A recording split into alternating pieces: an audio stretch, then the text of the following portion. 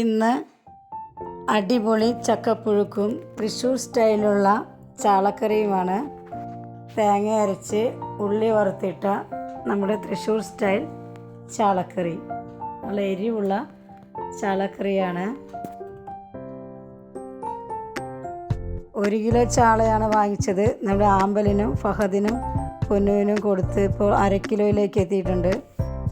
അതൊന്ന് കഴുകി വൃത്തിയാക്കാം. കഴുകി വൃത്തിയാക്കിയ ചാളയിലേക്ക് ഞാൻ 2 സ്പൂൺ മുളക് പൊടി ചേർക്കുന്നു, 1 സ്പൂൺ മല്ലിപ്പൊടി, ആവശ്യത്തിന് മഞ്ഞൾപ്പൊടി.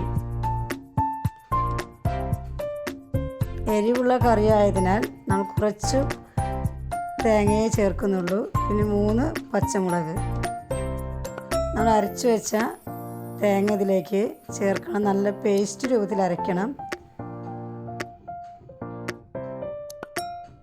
ആവശ്യത്തിന് വെള്ളവും 3 കഷ്ണം കുടംപുളിയും ഉപ്പ്, ഇഞ്ചി എന്നിവ ചേർത്ത് ഒന്ന് വറ്റിച്ചെടുക്കുക.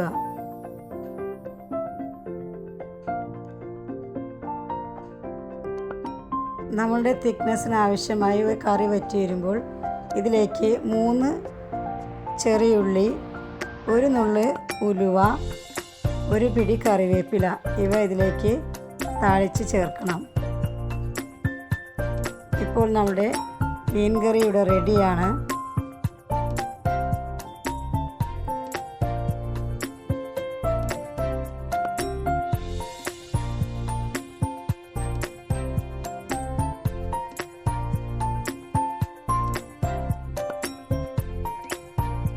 കറി ഉണ്ടാക്കി നോക്കി നിങ്ങളുടെ അഭിപ്രായങ്ങൾ കമൻറ്റ് ബോക്സിൽ അറിയിക്കണേ.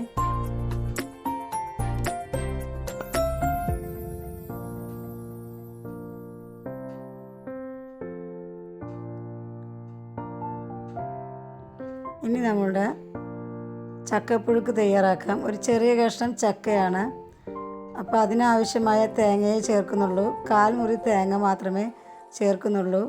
ചക്ക ചെറുതായി അരിഞ്ഞ് ഉപ്പും മഞ്ഞൾപ്പൊടിയും വെള്ളവും ചേർത്ത് ഒന്ന് വേവിച്ചെടുക്കുക.